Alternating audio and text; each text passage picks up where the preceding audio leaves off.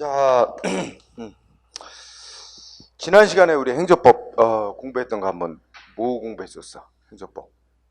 응? 내용이.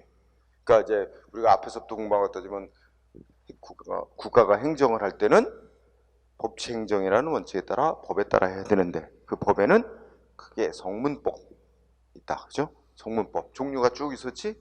헌법, 법률, 명령이라고 하는 거, 국가의 행정기관이 만든 거, 대통령령, 총리령, 부령 뭐 이런 거 따라서 해야 되고, 또 지방공무는 지방자치단체법인, 조례, 규칙 이런 성문법 지켜가면서 해야 되고. 근데 성문법만으로는 이게 이제 다 만비가 되기 힘들어서 성문법이 없는 영역 관련해서는 불문의 법이라고 인정되는 것들을 또 지켜야 된다. 그래서 불문의 법으로 인정되는 게 관습법, 판례법, 그다음에 조리. 응?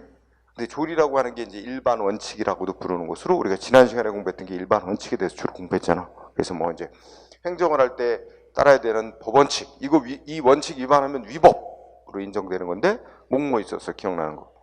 필요 이상으로 과잉 조치하면 안 된다. 비례원칙. 응? 그다음에 불합리한 이유로 차별하면 안 된다. 국민 평등원칙. 또 행정기관이 스스로 만든 어떤 업무 처리 기준도 평등하게 적용해야 된다. 그게 이제 행정의 자기구석의 원칙, 그죠? 그런 거 있었고 또 뭐야? 또 행정위원회 국민에게 뭐 말하고 행동하고 뭐 한다 안 한다 뭐 이런 거 약속했거나 한 조치 뭐야? 국민이 아무 잘못 없이 신뢰하고 따랐다면, 응? 그 국민의 잘못 없는 신뢰는 보호해줘야 된다. 그래서 이제 신뢰보호의 원칙 공부했었지. 그다음에 또 행정 조치하는 원인이나 이유, 목적하고 아무 관계없는 실제로 관계없는 조치를 결부시키면 안 된다. 응? 그래서 부당 결부금지 원칙이라는 것도 있고, 응? 그다음에 우리 국가와 국민 사이에 어떤 행정을 둘러싼 관계는 서로 신의에 맞게 성실하게, 응? 행동해야 될 의무가 있다. 그래서 신의 성실의 원칙. 그 신의 성실의 원칙에 안 맞게 권리를 행사하고 그러면 권리를 남용하는 거다. 그래서 그런 거는 허용되지 아니한다. 이런 거와 관련된 신의 성실 원칙과 권리 남용 금지 원칙 공부했었어요. 그죠? 자, 그러면 오늘은 이제 교재로 보면 제6절을 공부할 차례야. 그렇죠? 제6절에 뭐가 나와 있습니까? 응? 행정법의 효력 내지는 효력 범위라고 하는 게 있어. 그러니까 이제 요거는 주로 이제 포인트는 주로 성문법에 이제 포인트가 좀 맞춰져 있는 거예요. 자, 그래서 이 행정에 관한 법이 제정이 되고 시행이 되면 기본적으로 누구한테까지 효력이 있는 건지, 응? 궁금해지는 거 있어. 여러분 우리가 행정에 관한 법을 국회에서 만들면 법률을 만들면 북한에도 적용이 되는 걸까? 북한 사람에게도 우리 행정에 관한 법이 적용되는 걸까? 응? 지역적으로 말이야. 응? 또 북한 사람에 대해서도 북한에 있는 사람에도 적용되는 걸까? 아니면 우리나라 사람인데 외국 나가면 우리나라 법 적용되는 걸까? 이런 거 궁금해지지 않아요? 그렇죠? 그래서 이제 여기서는 주로 세 가지 얘기를 해. 시간적으로 행정에 관한 법이 만들어지면 언제부터 효력이 생기기 시작할까? 응? 그 다음에 지역적으로 어디까지 효력이 미칠까? 누구한테까지 효력이 이 법이 적용되는 걸까? 이런 게 궁금해지는 거예요. 그래서 읽어보면 시간적 효력, 대인적 효력, 사람에 대한 거, 그다음에 지역적 효력 이렇게 얘기를 합니다. 응? 이 행정법의 효력이라는 이 효력 범위에 관한 논의는 곧잘 나와요. 그래도 응? 시험에 한 꼭지로 자주 나오는 건 아닌데 기본적인 거예요. 어려운 건 없으니까 봅시다. 첫 번째 시간적 효력 나왔어요. 그죠? 자, 시간적 효력에서 첫 번째 얘기하는 건 뭐야? 효력의 발생. 언제부터 법이 만들어지면 언제부터 효력이 생기는 걸까? 행정에 관한 법이 만들어지면 언제부터 효력이 생기는 걸까?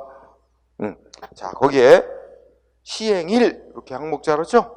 한가로 1번 시행일. 언제부터 시행되는 것일까? 법이 효력이 생겨서 적용되는 것일까? 그런데 대부분의 법은 만들면 어떻게 해놓을까요? 거의 99.99% 법 만들면 맨 끝에 이제 부칙이라고 있어. 법 몇 조 쭉 본문 규정 쫙 해놓고 맨 끝에 가면 부칙 해놓고 부칙제 몇 조 여기 보면 이 법 규정은 뭐 언제부터 시행된다 이렇게 대부분 다 규정을 둬요. 그러면 딱 언제부터 시행되는지 날짜를 명시해 놓으면 그날부터 효력이 생기는 거죠. 근데 만약에 그런 날짜 규정이 없으면 어떻게 됐냐? 이런 궁금해지는 게 있어. 그래서 거기 읽어보면 자, 시행이랬고 법령이 있죠? 응? 거기 숫자가 있는데 요거 좀 암기해야 돼. 동그라미 1번 끝에 특별한 규정이 없으면 하는 전제가 있어. 동그라미 1번 끝쪽에 특별한 규정이 없으면 시행일 부분에 특별한 규정이 없으면 언제부터 효력이 발생한대요? 이 법 만들었다 하고 국민에게 공포한 날부터 20일 경과하면 효력이 생긴다. 20일이라는 숫자 암기 필요. 그러면 자, 이 문장 속에 두 가지가 있는 거야. 아까 무슨 말했어? 어떤 법 만들면 대부분의 법은 언제부터 효력 생기다 특별한 규정을 둔단 말이야. 그 특별한 규정이 있으면 어떻게 돼? 그 규정대로 효력이 생기는 거고. 응? 근데 만약에 언제부터 시행된다고 규정이 없는 경우, 이게 이제 없는 경우가 특별한 규정을 안 두고 있으면 언제부터 시행된다고 특별한 규정이 없으면 공포한 날부터 20일 경과 하면 효력이 생기는 걸로 한다. 응? 알았죠? 20일. 하지만 예외도 있어. 동그라미 2번 읽어보면 또 이렇게 써놨어. 국민의 권리를 제한하는 내용의 법 또는 의무를 부과하는 것과 직접 관련되는 법은 긴급하게 시행돼야 할 필요가 특별한 경우가 있는 경우를 빼고는 적어도 국민이 이런 법이 만들어졌구나 하고 알 수 있는 시간적 여유를 두도록 하기 위해서 적어도 어떻게 된대? 공포한 지 30일이 지난 뒤부터 시행되도록 해야 된다. 이렇게 또 규정을 두고 있대요. 그럼 여기서 또 숫자 외워둘 거? 숫자 30 외워야지. 응? 그러면 30은 뭐와 연관돼? 첫째 줄에 권리 제한, 의무 부과. 그렇죠? 그러니까 법의 내용이 국민의 권리를 제한하는 내용, 의무를 부과하는 거와 직접 관련되는 내용의 법은 뭐야? 조금 더 늦게 시행해라 이거지? 그러니까 이제 이 법 만들었다 하고 국민에게 알리는 공포한 날부터 적어도 30일이 지난 뒤부터 시행하도록 규정을 둬라. 그런 말이에요. 응? 그래서 동그라미 1번 20일, 동그라미 2번 30일 유의해둬야 돼요. 응? 자, 그 다음에 뭐 이제 이렇게 둘로 나눴잖아. 법령은 국가가 만드는 법이야. 응? 근데 그 밑에 조례와 규칙은 지방자치단체에서 만드는 법이죠. 지방자치단체에서 만드는 법, 조례와 규칙도 어떻게 돼 있어? 언제부터 시행한다 하고 규정이 있으면 그에 따르고 규정 없으면 공포한 날부터 20일 지나면 효력 생기는 것으로 한다. 이렇게 돼 있죠. 응? 마찬가지로. 자, 그래서 뭐 원칙대로 가니까 그대로 보고. 그 다음에 방가르 2번 공포 방법 이것도 공부해야 돼. 응? 이거 새 책이면은 지금 66쪽 하고 있어요. 자, 여러분 공포가 뭐야? 응? 이 법을 만들었다고 국민에게 알리는 행위가 공포한다 그래. 응? 그러면 거기에 국민에게 알리는 방법 묻는 거죠. 공포 방법. 자, 국가가 만드는 법령. 동그라미 1번 쭉 보니까 법령. 응? 헌법을 개정했을 때, 국회에서 법률을 제정했을 때, 외국과 조약을 맺었을 때, 대통령이 만든 법, 총리가 만든 법, 장관이 만든 법, 부령, 이거 공포, 뭐 이런 거는 국민에게 알리는 방법. 뭐에다 하래? 밑줄, 동그라미 1번 두 번째 줄, 관보의 게재. 밑줄. 관보가 뭐야? 관보라는 게 정부에서 발행하는 신문을 관보라 그래요. 응? 중앙정부에서 발행하는 신문. 그래서 동그라미 1번의 교도는 관보에 게재하는 방법으로 한다. 응? 법령은. 그리고 우리 새 책을 기준으로 보면, 자, 이 색깔 입힘대 보면, 여러분들 옛날에는, 지금도 신문, 우리 일간 신문 같은 거 생각하면, 신문하면 옛날 같으면 다 종이 신문만 있었지? 근데 지금은 뭐 있어? 인터넷 신문도 있죠. 전자신문. 응? 그런 것처럼 정부에서 발행하는 관보도 옛날에는 종이 관보 있었어요. 종이 관보. 그리고 지금은 어떻게 돼? 전자 관보라 그래서 인터넷으로 또 정부 발행 신문을 띄운단 말이야. 그런데 자, 이거 법 개정됐어요. 옛날에는 종이 관보와 전자 관보 이렇게 두 가지 규정을 하면서 만약에 종이 관보의 법령 실어놓은 내용하고 전자 관보에다가 이제 이 게재한 내용하고 이게 다르면 서로 틀리면 종이관보가 우선한다고 돼 있어요. 종이관보에 규정된 내용이 우선한다고 돼 있었어. 그런데 2018년 작년 10월 달에 개정이 됐어요. 그래서 지금 어떻게 됐어? 응? 종이관보와 전자관보 이게 게재 내용이 서로 다르다. 그러면 어떻게 된대요? 거기 여러분들 새 책 갖고 있는 분은 그 셋째 줄에 종이관보와 전자관보는 어떻대요? 동일한 효력 가진다. 이렇게 돼 있죠? 그거 좀 밑줄 쳐주세요. 요거 나올 가능성도 있습니다. 내년 시험에. 응? 그래서 우리 책이 예전 책 갖고 있는 사람 있죠? 그거 거기다 고쳐놔야 돼. 고쳐놓든가 공포라 법령 공포에서 종이관보와 전자관보는 동일한 효력 가진다. 그리고 종이관보와 전자관보 동일한 효력 가진다. 이거 기재해 놓으세요. 지금 2020년 반 새 책이 아닌 책을 갖고 있는 사람은 꼭 이거 기재해 놔야 돼. 정부에서 국가에서 법 만들었다고 국민에게 알리는 공포하는 방법은 정부가 발행하는 관보에 게재를 한단 말이야. 그런데 그 정부가 발행하는 관보는 종이관보도 있고 전자관보도 있고 두 가지 방식으로 하는데 만약에 양쪽에다 올려놓은 법의 내용이 서로 다르다. 그러면 예전에는 종이관보를 우선으로 한다고 돼 있었어. 그죠? 그러나 지금은 종이관보와 전자관보는 동일한 효력이 있다고 명시했다는 거. 응? 왜 이렇게 법을 개정했냐면 전자관보가 막 비중이 더 커지는 거야. 사람들이 더 전자관보를 많이 봐요. 응?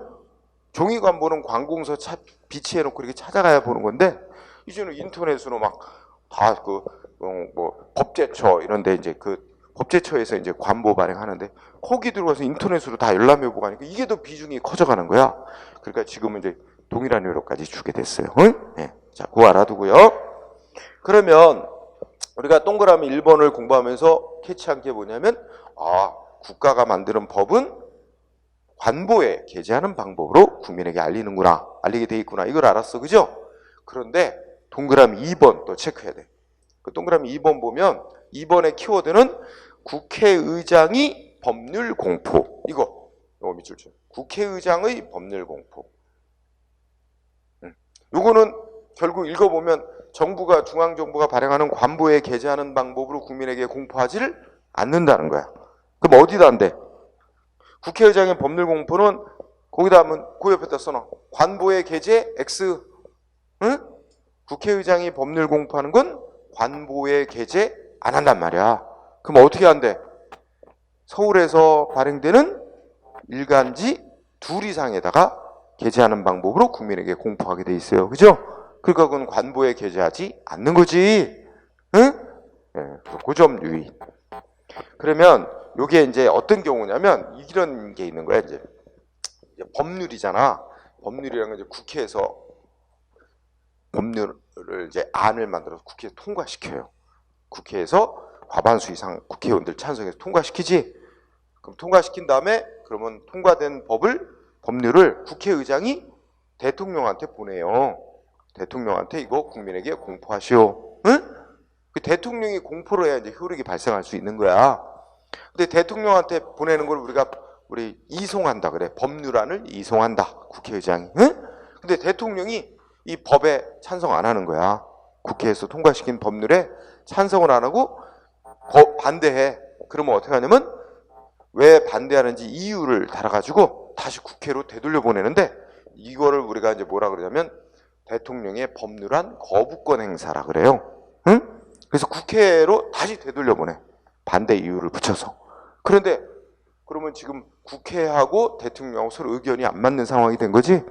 그럴 때 국회에서 아니 무슨 소리 하냐. 이 법에 문제 없다. 응? 이렇게 생각하면 국회에서 다시 또 심사해가지고 다시 통과시켜요. 근데 요 다시 통과시키는 걸 재의결이라 그러고 이때는 국회의원 숫자 과반수 이상이 국회에 출석해서 출석한 의원의 3분의 2 이상이 찬성을 해야 돼. 더 많은 수의 의원이 찬성. 그래서 다시 통과시키는 건데 그걸 재의결한다 그래. 그럼 재의결을 해, 국회에서 다시 재의결을 해서 다시 또 대통령한테 공포하고 또 보내거든. 근데 대통령이 여전히 반대를 해. 그러면 이제는 다시 국회로 대통령이 되돌려 보낼 수는 없어요, 법적으로. 그럼 어떻게 되냐? 대통령은 여전히 반대한다면 어떻게 하냐면 그 관보에 게재해서 공포를 안 하고 대통령이 그냥 갖고 있어요. 공포를 안 하고. 그러면 그 국회로부터 저 재의결된 거 이송받은 지 5일이 지나도록 공포를 안 하고 있으면 그 법률은 확정 난 걸로 치고, 그럴 때는 예외적으로 뭐야? 국회의장이 공포를 하게 돼 있어요. 응? 그래서 원래 법률, 국회에서 통과시킨 법률은 대통령이 공포를 하는 건데 서로 막 반대하고 이래가지고 대통령이 공포를 안 할 때는 예외적으로 국회의장이 공포를 한다. 응? 근데 국회의장이 법률을 공포할 때는 관보에 게재하는 방법을 안 쓰고 서울에서 발행되는 일간신문 2 이상에 게재하도록 하고 있다 하는 거, 그 배경을 설명한 거야. 예전에 이제 한 문제 한 10년쯤 전에 나왔어. 뭐라고 나왔냐면 다음 중 뭐야? 그 정부가 발행하는 관보에 게재하는 게 아닌 거 고르시오. 정답은 이제 국회의장이 법률 공포하는 거. 응? 이게 답이긴 했어. 어쨌든 알아두고요. 그 다음에 우리 지방자치단체, 우리 인천광역시라든지 여기 미추홀구라든지 지방자치단체에서도 신문을 발행해요. 인천광역시보 신문 발행해요. 미추홀구 구보도 발행해요. 이런 걸 다 지방자치단체에서 발행하는 신문을 뭐라고 불러? 공보라고 부릅니다. 응? 자, 그러면 지방자치단체에서 만드는 조례와 규칙은 주민들에게 알려야 되잖아. 응? 이런 법 만들었다. 공포. 어떻게 해? 동그라미 1번 보니까 지방자치단체가 만드는 조례와 규칙을 공포하는 방법은 해당 지방자치단체 공보에 게재한다. 응? 저 공보 게재. 응? 중앙정부는 관보 게재하는 게 원칙이고, 응? 지방자치단체가 만드는 조례 규칙은 지방자치단체가 만드는 신문 공보에 게재한다. 근데 이것도 똑같아. 지방의회에서 조례 이런 거 만들었다고 통과시켜서 지방자치단체 장한테 공포하라고 보내는데 지방자치단체장이 반대하면서 되돌려 보내. 다시 통과시켜서 또 지방자치단체에 보내는데 지방자치단체장이 여전히 반대하고 공포를 안 하고 있다. 그러면 똑같은 논리로 지방의회 의장이 공포할 수 있단 말이야. 그 논리가 똑같아요. 그래서 거기 두 번째 줄, 지방의회 의장이 예외적으로 공포할 때는 공보에 게재하거나 일간신문에 게재하거나 관공서 게시판에다 게재한단 말이야. 응? 그러니까 지방의회 의장이 공포하는 경우에는 공보나 일간신문 게시판에 게시한다. 응? 이거는 꼭 외우지 않아도 괜찮습니다. 응? 근데 이제 예전에 우리가 이제 공무원 시험 보는 게 국가직 공무원 시험 보고 지방직 공무원 시험 보잖아. 국가직에서는 이거는 안 내는데 지방직 공무원 시험에서는 요 2항 같은 걸 내는 경우 문제를 냈었단 말이야. 응? 조례 규칙 공포 방법 이런 거. 응? 그래서 거기 동그라미 2번 키워드 교육 규칙 공포. 교육 규칙에다가 포인트. 교육 규칙이면 누가 만드는 법일까요? 교육 규칙. 규칙은 원래 규칙이라고 하는 건 인천광역시장, 미추홀 구청장처럼 지방자치단체 장이 단독으로 만드는 법이야. 규칙이. 근데 교육에 관한 규칙이라고 만드는 거 있지? 교육규칙. 교육규칙은 누가 만들면 교육감이 만들어요. 각 시도에. 응?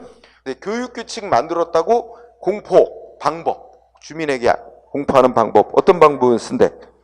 시도가 발행하는 공보에 게재하든가 일간신문에 게재하든가 시도 교육청 게시판에 게시하든가 하는데 여긴 특이한 게 하나 들어가 있다. 교육규칙 공포하는 방법에 대해서는 둘째 줄에 동시에 뭐 하래? 해당 교육청 인터넷 홈페이지에 게시. 그러니까 여기 교육규칙에 대해서 특이한 거 하나가 있다. 다른 것들은 인터넷 그 홈페이지에 게시하는 건 없잖아. 국가의 법령도 그렇지 않고, 그죠? 응? 일반적인 조례 규칙도 그렇지 않잖아.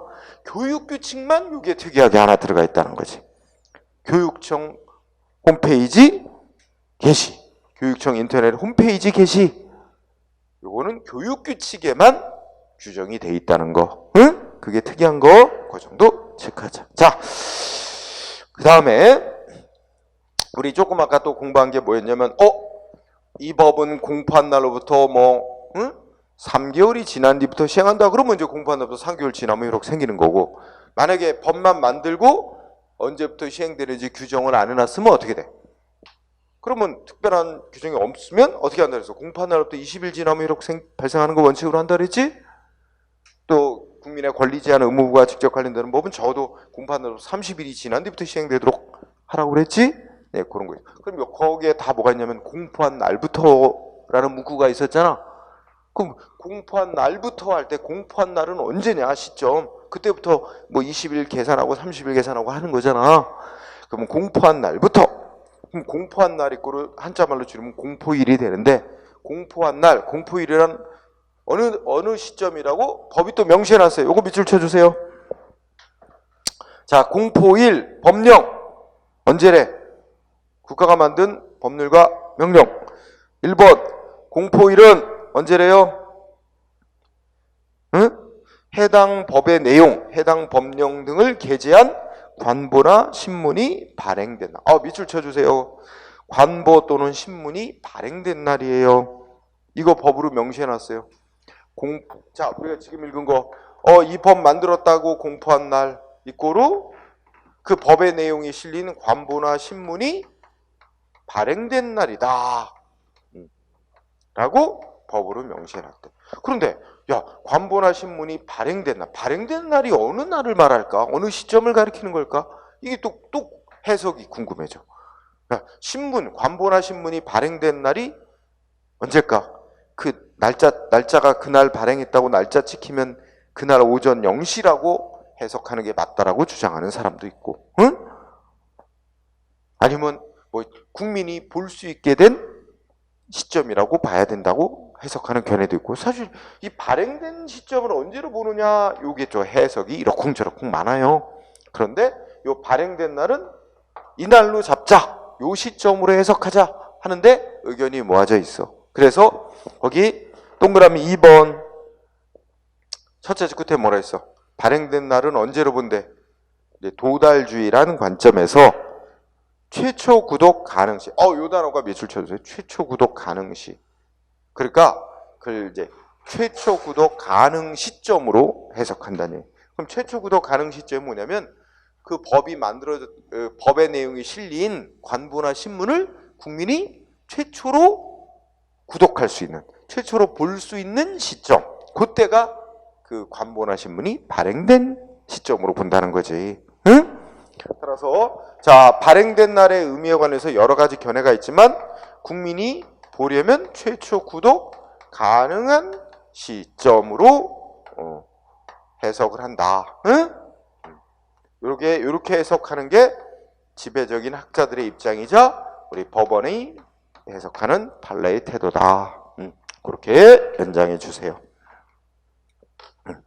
자, 그리고 여기 밑에 지방자치제법인 조례규칙은 논리가 똑같아요. 그죠? 그래서 어떻게 돼? 조례규칙이 공포된 날은 지방자치단체의 공보, 응? 신문이 발행된 날로 한다. 똑같은 논리야. 응?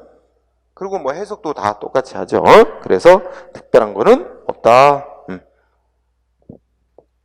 그래서 하고요. 그 다음에 판례 알아보기 하자. 자, 판례에서 1번만 중시합시다. 1번을 보면 1번에 뭐가 나왔어요? 관보 게재일, 관보에 게재한 날이란 어느 날 말한대? 인쇄된 날짜를 뜻하는 게 아니라 그 법의 내용이 실린 관보가 전국의 보급소에 배포되어 이를 일반 국민이, 일반 사람이 열람 또는 구독할 수 있는 상태에 놓이게 된 최초의 시기를 뜻한다. 우리가 이거 뭐를 좀 풀어 쓴 거야? 우리가 위에서 읽은 최초 구독 가능한 시점으로 해석한다는 걸 풀어 쓴 거야. 그래서 우리 판례도 이게 인쇄된 날짜가 아니고 국민이 최초로 볼 수 있게 된 시점으로 발행된 날을 해석한다. 응? 확인한 거죠? 1번 됐어요. 자, 그 다음에 또 중요한 논점 중에 하나가 뭐냐?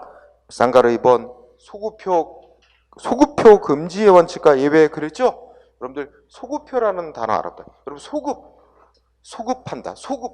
소급이라는 말은 뭐냐면 과거로 거슬러 올라가는 게 소급이에요. 응? 그러면 소구표, 과거로 거슬러 올라가서 효력이 발생하는 거. 이게 소구표겠죠? 근데 이거 보자. 그러면 법을 새로 제정을 했어요. 그러면 신법을 새로 제정했다. 그럼 법을 새로 제정하면 이 법 제정해서 시행하기로 한 날 시행일, 이 이후부터 생기는 일에 이 새 법을 적용하는 건 당연한 거지. 그런데 문제는 이 새 법, 그러니까 이 법을 만들어서 시행하기로 된 날 그 이전에, 그 새 법을 만든 이전에 발생한 일에 대해서도 새 법을 적용해도 될까? 하는 문제야. 응? 그런데 그럼 이거 한번 생각해보자. 우리가 지금 내가 마음 놓고, 지금은 다 문제 안 되는 거야. 마음 놓고 행동해도 돼요. 자유롭게. 그래서 마음 놓고 어떤 행동을 했는데 한 달 뒤에 법이 제정이 되더니 한 달 전에 행위까지 처벌 대상으로 한다. 만약에 그런 걸 인정하면 어떻게 돼?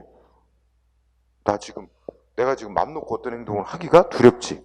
내가 지금 하는 행동이 지금은 아무런 처벌 대상도 아니고 자유롭게 하도록 돼 있어서 했는데 한 달 뒤에 법이 만들어서 이거 처벌 대상이 된다 그러면 내가 불안해서 이 행동을 할 수가 있겠어? 그렇죠. 그럼 우리가 법치주의하자. 법치국가라는 게 법을 만들어서 법을 보고 법대로 국민이 행동을 하도록, 생활을 하도록 해서 예측 가능하게, 법대로만 하면 문제 안 되는 거. 응? 지금 현재 내가 행동할 때 법 보니까 이거는 처벌 대상 아니고 하니까 난 해도 되는 거다. 그럼 맘 놓고 했는데 나중에 처벌 대상이 된다고 법 만들어서 과거 일까지 처벌한다면 이거 예측 가능하지 않은 일 아냐. 이거 불안하게 만들고. 그죠? 이거는 법치국가에 비춰봐서 이건 좀 곤란하다. 응? 그래서 특히 이제 포인트가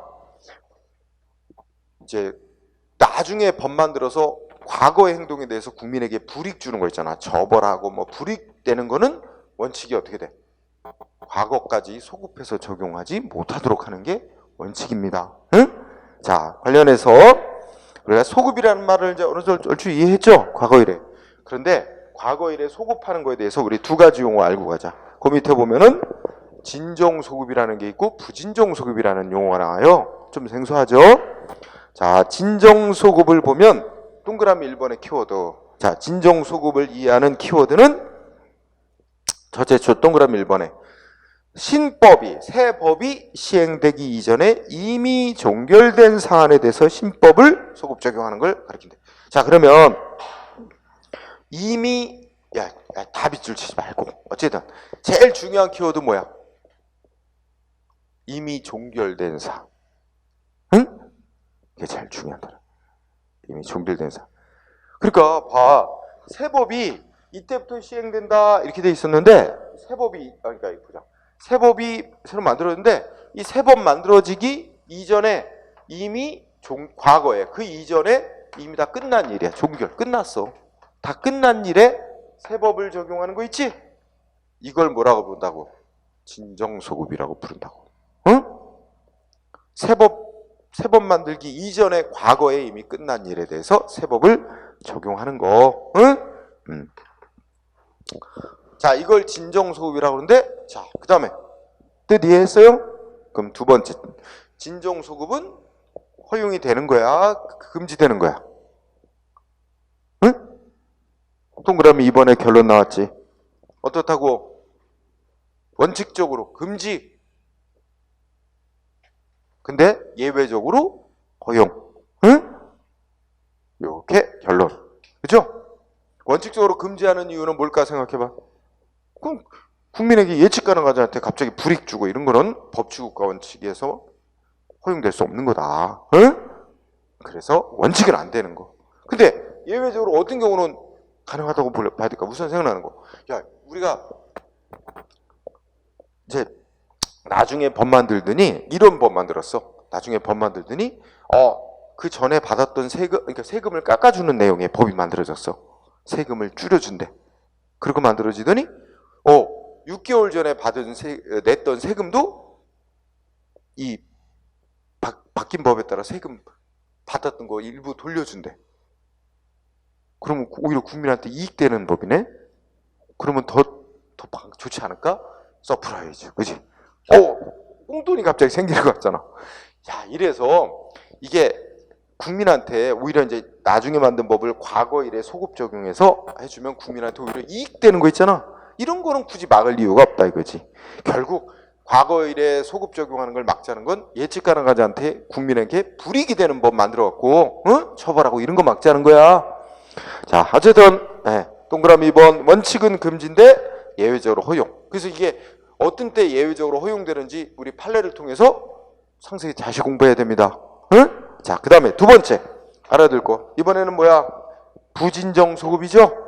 자, 부진정 소급의 키워드 똑같이 공부해주자. 동그라미 1번에 부진정 소급이란 어떻게 소급 적용하는 걸 부진정 소급이라 그래. 자, 보자. 이게 세법이 이제 제정돼서 세법 제정된 말이야. 그런데 세법 제정되기 이전에 그 전에 과거에 시작이 됐어요. 시작이 됐는데 종결 끝난 게 아니야. 이게 아직 계속 세법 시행되는 날까지 진행이 계속 되고 있어요.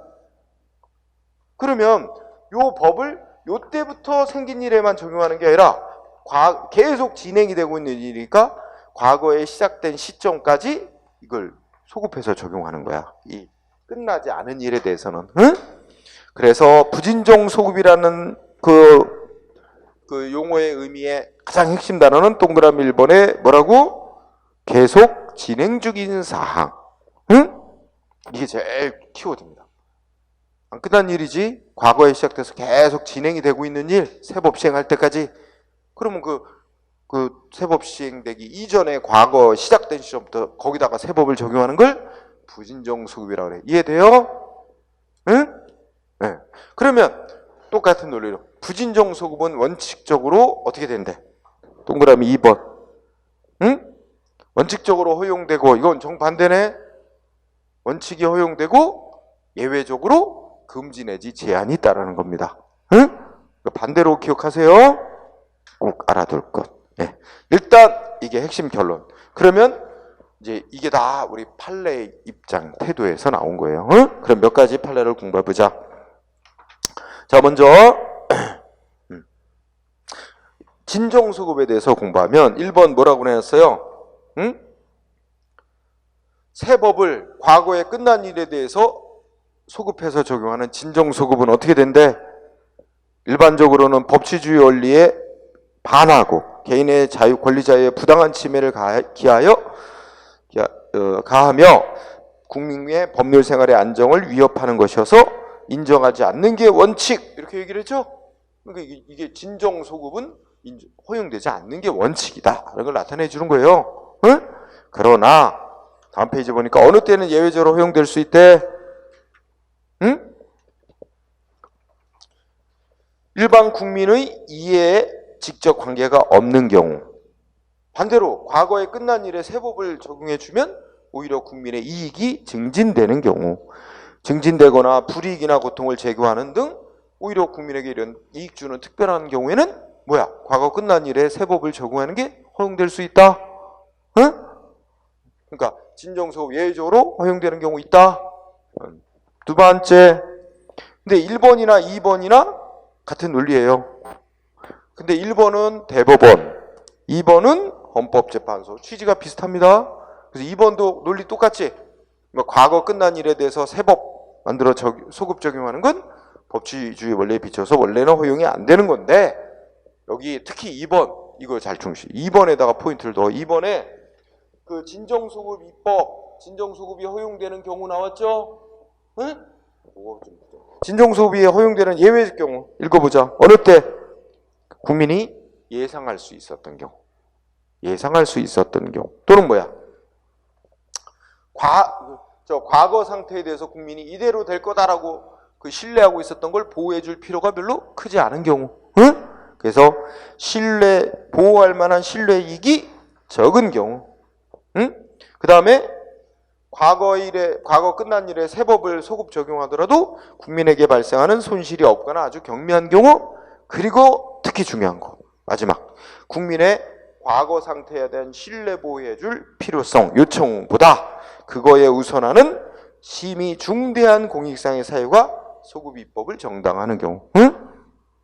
이런 경우는 어떻게 돼? 과거 끝난 일에 대해서도 세법을, 특히 불리한 내용의 세법도 적용할 수 있다는 거야. 특히 마지막 부분, 응? 과거 일에 끝난 일에 세법을 적용하면 국민에게 불리한 결과가 되더라도 그렇게 해야 될 중대한 공익성의 필요가 있다면 허용될 수 있다는 거죠. 응? 자, 그래서 시험은 주로 2번 가지고 내는 편입니다. 그래서 기본 틀은 우리의 진정소급은 원칙이 안 되지만 예외적으로 허용된다. 허용되는 사유는 이러이러한 경우에 허용된다. 응? 이해됐어요? 그러면 대표적인 사례로 3번인데 이건 외우지 말고 3번에 국가에서 법을 새로 만들었대. 무슨 법 만들었어? 응? 친일 반민족 행위자 재산 국가가 뺏어가는 거야. 응? 재산 땅 같은 거 조사해서 이 땅 일제 막 협력하고 응? 나라 팔아먹은 대가로 일제로부터 가사받은 땅이다. 재산이다. 이런 거 그 의심되면 그 조사해. 그래서 그게 친일한 대가로 받은 재산이 되면 국가가 몰수해 가는 법이야. 응? 근데 이거 언제 만들었어? 90년대 만들었어요. 1990년대. 응? 늦어도 한참 늦어. 이거 원래 언제 만들었어야 되는 법이야? 일제로부터 해방 후 바로 만들었어야지. 응? 그때 안 만들고. 그러니까 우리가 한참 늦어서 그래요. 응? 그래가지고 해방부터 여러분들이 한국사 시간을 배우지만 해방 후 일제에 협력하고 친일에 앞장섰던 사람들 다 숨었어요. 도망가고. 이제 해방됐으니까 다 자기네 재산 다 뺏기고 처벌될 거라고. 근데 어떻게 됐어? 오히려 미군정 응? 그대로 다 응? 유지시켜주고 오히려 일제시대 관리했던 사람들 다 재등용하고 그죠? 거기다가 이승만 정부도 다 그대로 유지시키고 오히려 그 사람들을 친일파로 아주 등용합니다. 중용해요. 그러면서 어떻게 했어? 우리 역사가 이렇게 꼬이게 된 거야. 청산이 제대로 안 돼서. 그러니까 우리는 그냥 그런 기회를 상실함을 통해서 나라 파병일에 협력하고 했어도 떵떵거리고 잘 살았는데 해방 후에도 청산 안 되고 떨떵거리고 잘 살아. 그럼 우리가 똑같은 위기 상황이 되면 누가 독립운동하고 하겠어? 응? 이건 문제야 우리나라 진짜. 제대로 청산이 안 된 거. 응? 응. 청산할 거는 청산하고 왔어야 됐는데. 그래서 우리가 이제 늦게 응? 90년대 후반 들어서 이렇게 이제 법 만들어갖고 조사.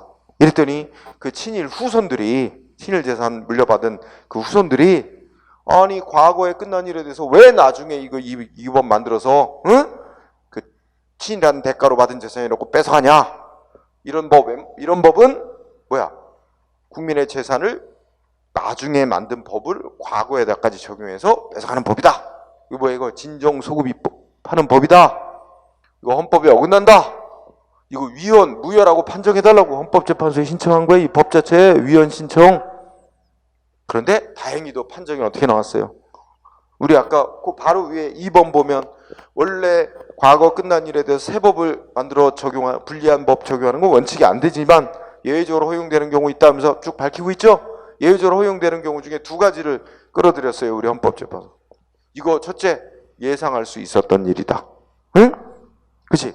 원래는 일제에 협력해가지고 막 잘 호의호식하던 자 해방이 딱 되면 이거 다 이제 법 만들어서 이게 다 몰수당하고 할 거 예상할 수 있었던 건데 시기적으로만 늦게 된 것 뿐이지 예상할 수 있었던 일이라고 봐야 되고 특히 2번째 물론 이 법 만들어서 재산 뺐으면 당사자들에게 불리한 법이지. 응? 하지만 그렇게 해야 될 중대한 공익성의 필요가 있지. 우리 민족정기 확립하고 응? 바로 그런 과거 상태를 신뢰 보호해야 할 필요성보다 그보다 우선하는 중대한 공익성의 필요가 있기 때문에 이 법은 진정소급하는 내용의 법이지만 허용되는다 하는 게 판결이잖아요. 응? 이해됐죠? 자, 관련해서 너무 판례를 다 말할 수는 없으니까 그 정도 하고. 그 다음에 2번째는 부진정소급에 관련된 법을 보도록 하죠. 부진정소급 어떻게 됐어요? 자, 1번 읽어보면 뭐랬어?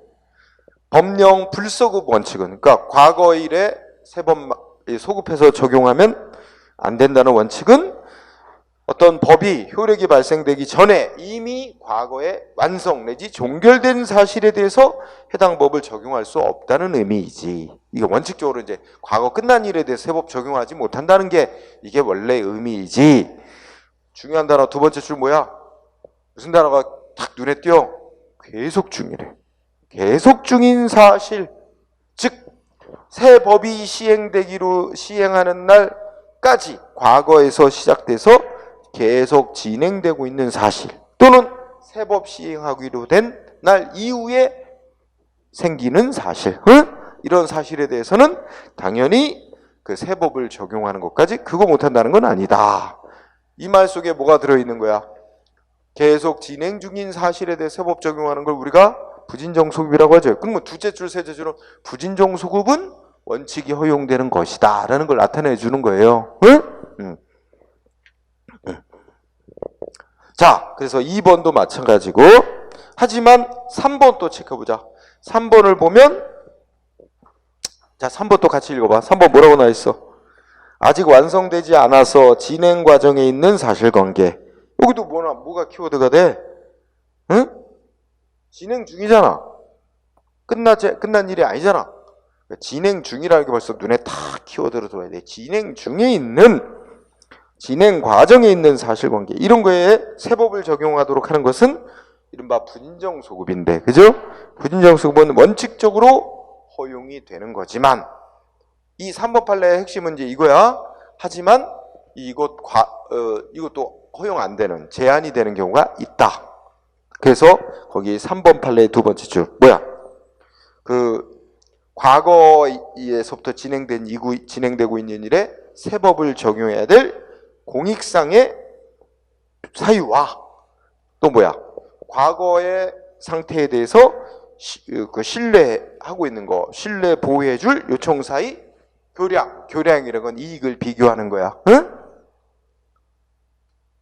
교는 비교한다는 뜻이고, 양은 이익을 형량한다는 뜻이거든. 그러니까 이익 비교해 볼 때 뭐가? 과거 상태에 대한 국민의 신뢰 보호해야 된다는 관점이 입법자의 법 형성권에 제한을 가하게 된다. 요 판례 이제 3번 중시하는데, 요 말 뜻이 뭐야? 응? 그러니까 과거에 이제 새 법 만들어서 시행하기로 된 날, 시행일 이전에 과거에서 시작이 돼서 진행되고 있는 일이라도 과거 상태에 대한 국민의 신뢰 보호의 필요성이 더 크게 나오면 부진정소급도 허용이 안 될 수도 있다. 입법자가 그거에 대해서 소급 적용하도록 규정 두는 게 제한이 될 수 있다는 얘기입니다. 신뢰 보호 필요성이 더 크면. 응? 그래서 3번 판례 중시하고, 자, 그러면 대표적인 예로 4번 판례를 공부하도록 합니다. 자, 4번을 보면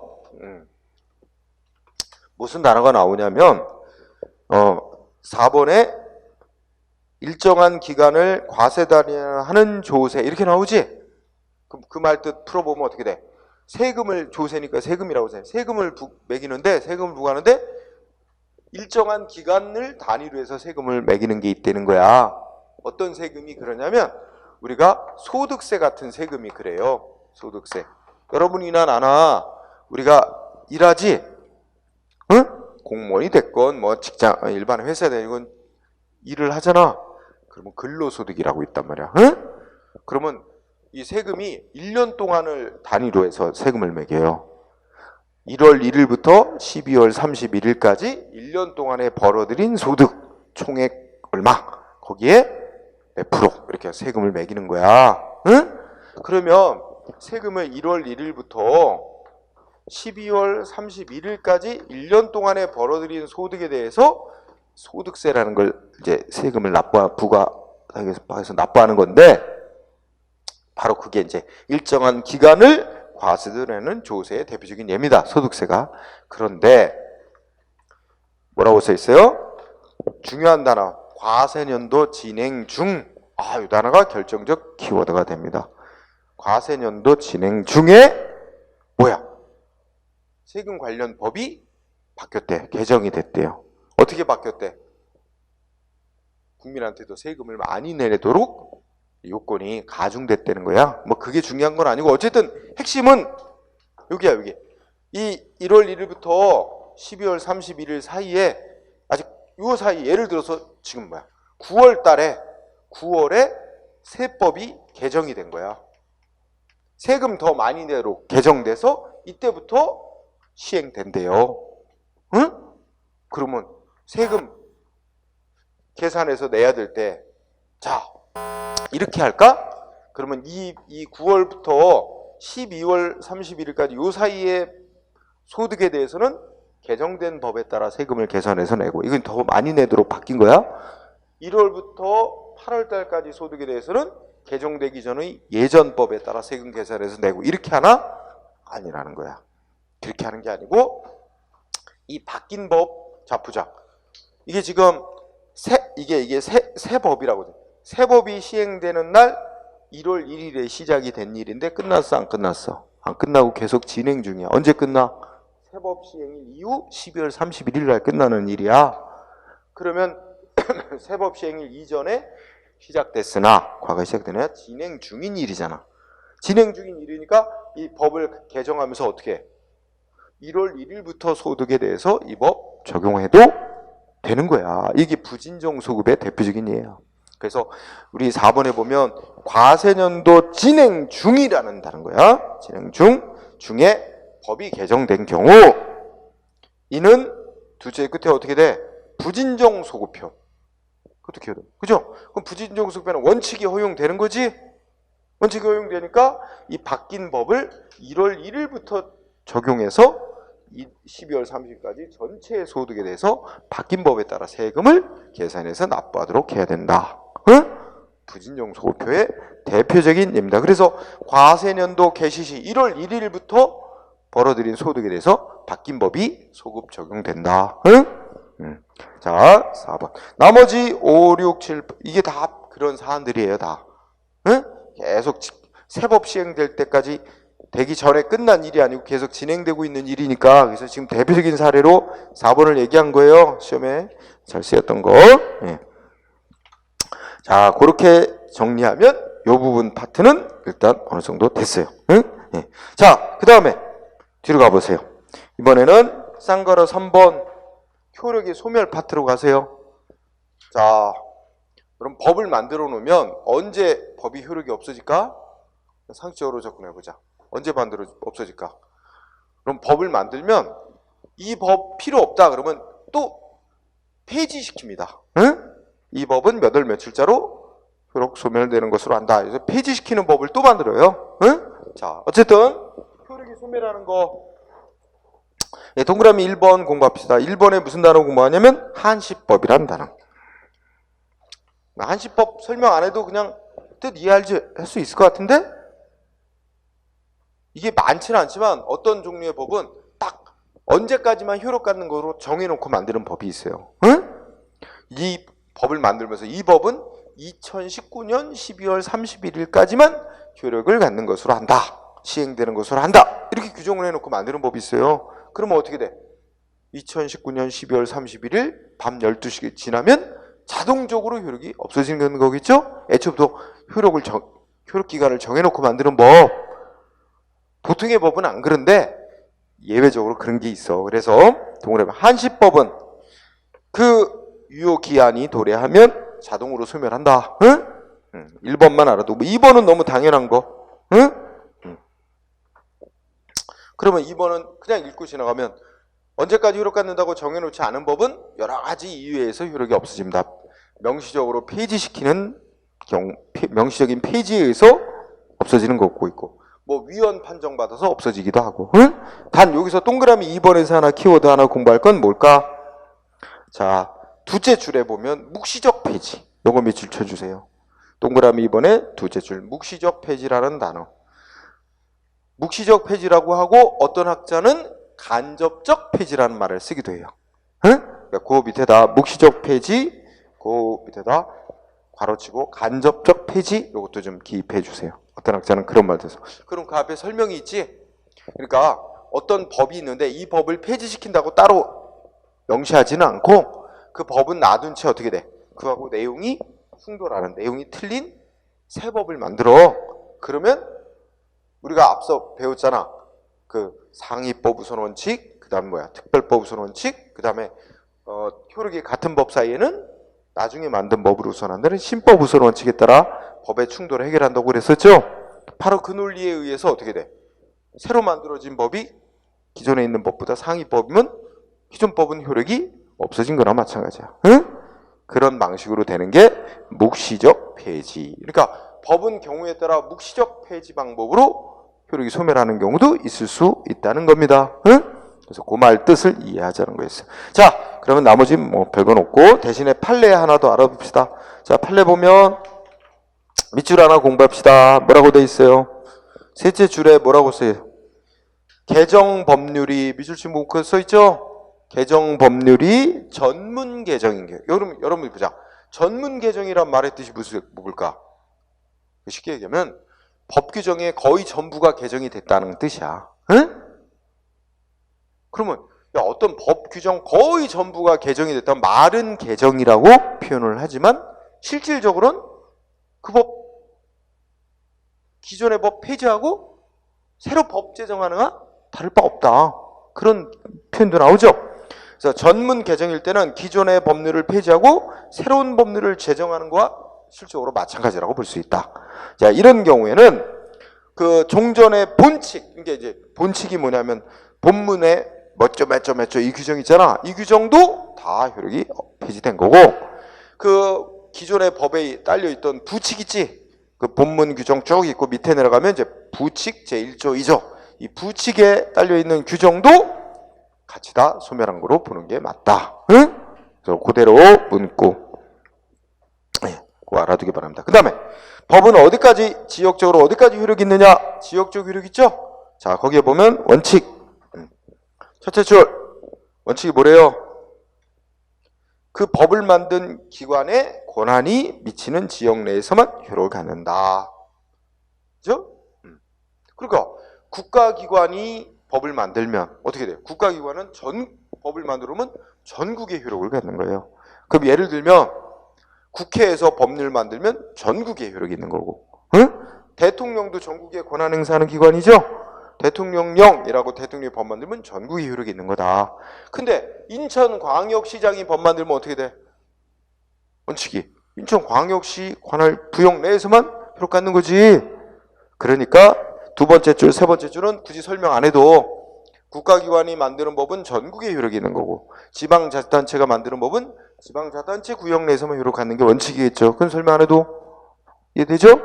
하지만 또 예외가 있습니다. 그래서 예외에 또 포인트를 두면 각각 예외가 두 가지 있죠. 국가기관이 만든 법이라도 전국이 아니라 특정 지역에만 적용되도록 만드는 법도 있어요. 응? 거기 보면 예 보면 알 수 있죠?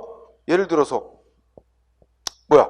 가장 대표적인 게 뭐 국가에서 만든 법인데 세종시 특별법 이런 거 만들면 세종시에만 적용되고 뭐 제주도 특별법 그럼 제주도에만 적용되는 법 만드는 거죠? 그런 것도 있어. 그래서 동그라미 1번 국가기관이 만든 법이라도 일부 지역만 적용되는 경우가 있고 또 반대로 세 번째 줄 지방자치단체가 만든 조례나 규칙도 지방자치단체 관할구역 밖에까지 적용되는 법도 있을 수 있습니다. 응? 예를 들어서 셋째 줄 그러니까 인천광역시가 만든 법이야. 조례 규칙 그죠? 그런데 인천광역시가 저기 충청남도 태안에 땅을 사고 거기다가 뭐야?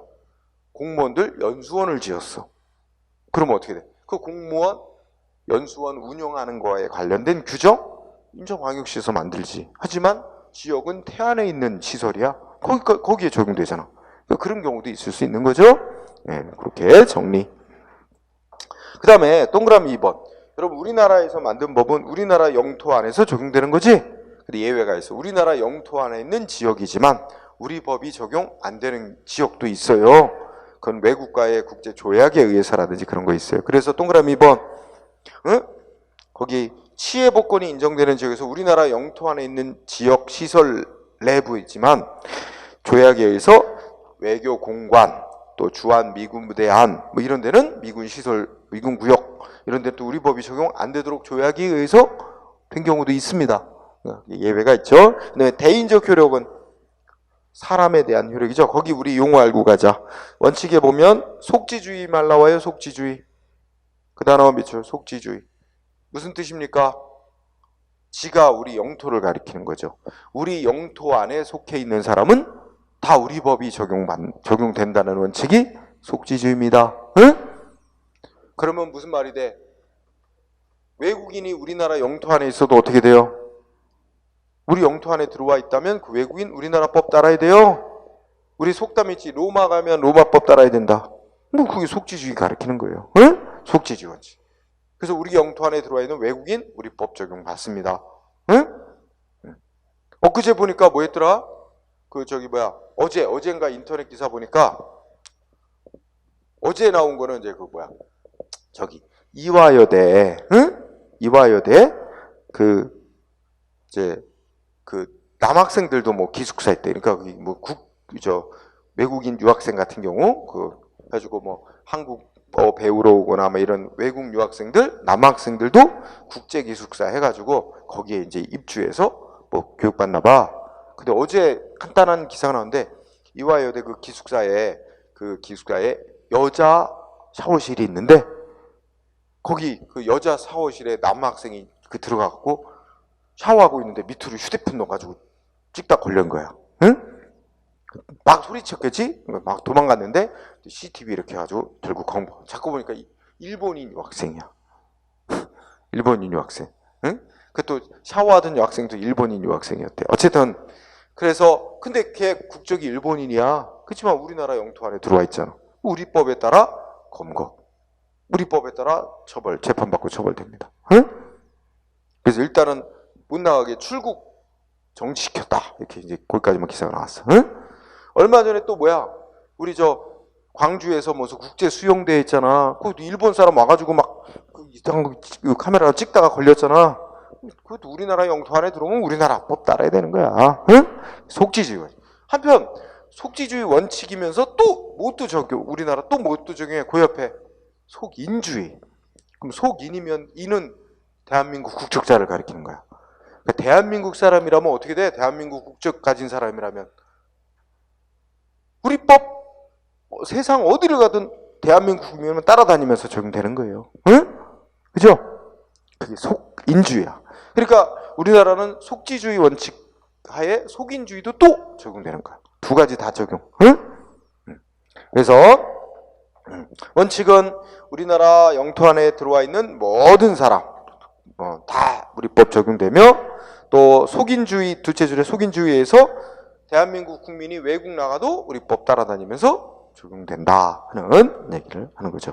하지만 이것도 다 예외가 있어요. 그래서 동그라미 1번 이 예외는 이거 속지주의 원칙의 예외입니다. 우리나라 영토 안에 들어와 있는 사람이지만 우리 법을 적용 안 받는 사람도 있다는 거야. 뭐에 의해서?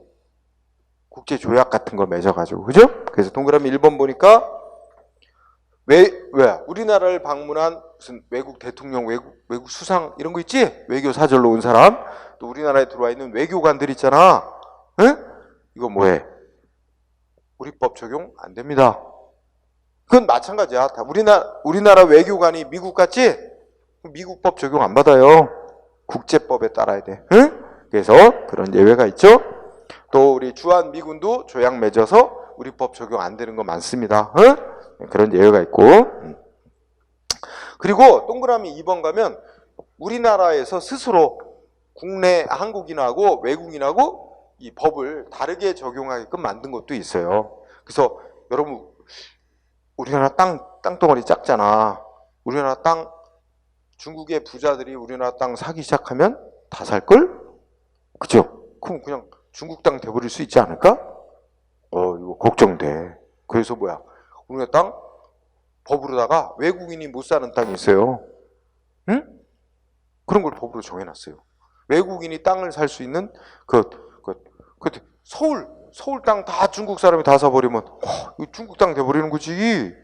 그래서 이게 다 법으로다가 외국인이 땅을 살려면 행정기관에 허가를 받아야만 땅을 살 수 있도록 한다든지 이런 제한하는 규정, 국내인한테는 제한 안 하면서 그런 규정을 따로 둔 것들이 있습니다. 그래서 동그라미 2번 읽어보면 우리 일반 국민하고 외국인하고 우리 스스로 법으로 차등 다르게 이제 하는 법 우리 스스로 만들어서 적용하는 경우도 있다는 얘기예요. 그럼 뭐 특별히 꼭 안 해도 여러분들 읽어보면 알 수 있을 겁니다. 자, 그 밑에 판례가 뭐 3개 있는데 2개만 그냥 거의 잘 안 나오는데 1번을 보면 1번 판례는 무슨 의미가 있는 거야? 아, 우선 또 1번의 판례가 대한민국 국민이래. 대한민국 국민. 국적은 대한민국 사람이야. 근데 그 사람 말하면 제1동포인데 첫째 줄에 일본에서 영주권을 얻었대. 그러면 영주권의 의미에 대해서 조금만. 영주권은 일본에서 그대로 보면 영원히 거주. 그러니까 일본에서 장기간 거주할 수 있는 자격. 합법적으로 거주하는 자격 부여한 거야. 그렇다고 일본 국민 된 거 아니야. 일본이 어떤 사람이 영주권을 줬다. 일본 국적이 주어진 게 아닙니다. 일본에 합법적으로 장기간 머물 수 있는 권리 인정하는 거예요. 그렇다면 이 사람은 국적은 어디 사람이야? 대한민국 사람이죠? 대한민국 국민이지? 외국인 취급하면 돼? 안 돼? 안 된다. 외국인 안 됐잖아. 일본 국민 안 됐잖아. 영주권만 받았지. 국적하고 다른 거예요. 영주권 주는 건. 따라서 읽어보면 대한민국 국민인데 일본에서 영주권을 받았다 하더라도 대한민국 국적 상실하는 거 아니다. 그러니까 이 사람은 대한민국 국민으로 취급해야 된다. 그러니까 대한민국 국민에게 적용되는 법을 동일하게 적용해야지 외국인에게 적용되는 법을 적용해서는 안 된다는 취지겠죠? 이해됐어요? 미국에서 영주권 얻었다. 그럼 뭐야? 미국 국민 된 거야? 아니에요. 그죠? 그거 이해돼요? 미국 국민이 되려면 미국에서는 시민권이라는 용어를 쓰지 미국 시민권을 취득해야 미국 국민이 되는 겁니다. 응? 자, 그 다음에 2번 판례는 자, 우리 북한 지역이 대한민국 영토인가 아닌가 이거 생각해 보세요. 북한 지역 대한민국 영토예요? 아니에요? 북한 지역 대한민국 영토예요. 응? 자, 우리나라 최고법 무슨 법? 헌법, 우리 헌법 제3조에 대한민국의 영토는 한반도 전체라고 되어 있어요.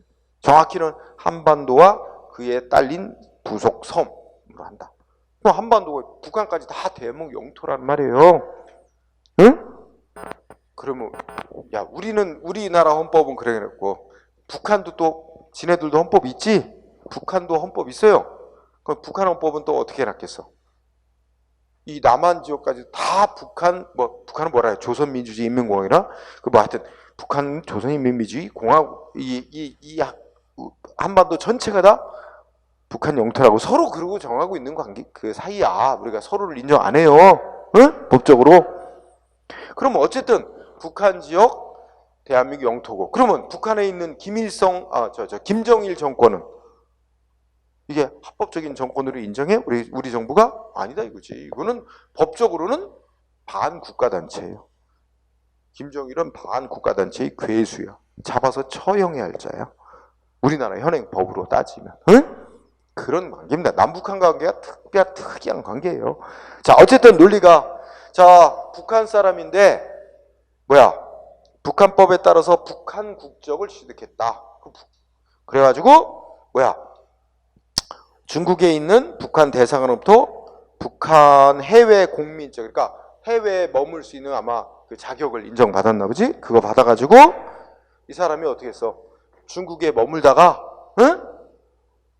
중국을 거쳐서 우리 남한으로 들어온 거야. 응? 그러면 그 사람 당연히 대한민국 국민 되는 거야? 아닌 거야? 당연하게 대한민국 국민이라는 얘기입니다. 거기 보면 첫째 줄에는 북한 법, 북한 국적, 북한이 발행한 이런 여권 공민적 이거 법적으로 다 아무 효력이 없는 거예요. 응? 그렇기 때문에 거기 읽어보면 북한 지역 역시 대한민국 영토에 속하는 곳이고, 응? 합법적인 정부는 대한민국 정부만이고, 응? 따라서 북한 국적이니 북한 법이니 북한 여권 이런 건 아무 법적으로 아무런 효력이 없는 거다. 그 사람 북한 주민이지만 그 부모가 과거에 조선 사람, 조선 국적의 조선인이었다면 당연히 우리나라 법에 의해 대한민국 국민으로서의 지위가 당연히 인정된다는 겁니다. 응? 그런 취지의 판결. 그래서 가볍게 공부하세요. 그래서 지금 공부한 부분이 우리 행정에 관한 법이 시간적으로 언제부터 효력이 발생하고 소멸하게 되는가. 응? 그 다음에 지역적으로, 그 다음에 효력이 미치는 사람의 범위는 대인적 효력, 이런 부분 얘기했습니다. 이 시간적 효력 부분이 특히 많이 나오는 편이에요. 그래서 이 한 꼭지가 이 효력 범위가 짤막하면서도 꽤 시험에 곧잘 나오는 영역이니까 공부 잘 해둬야 됩니다. 자, 쉬는 시간을 갖도록 합시다. 네.